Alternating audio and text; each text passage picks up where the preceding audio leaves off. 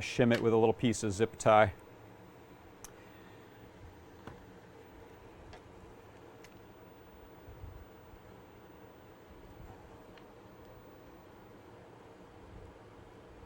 Let's see how that works. So I think it will screw in tightly up to a point, and then I think the second half of the threading just got chewed up. Let's see.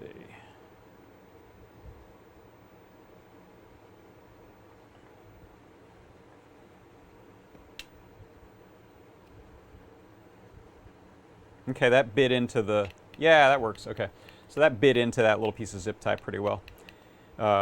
Fun. That's the kind of stuff that someday someone will buy this thing at a garage sale and find the very weird little hack that the creator or fixer made.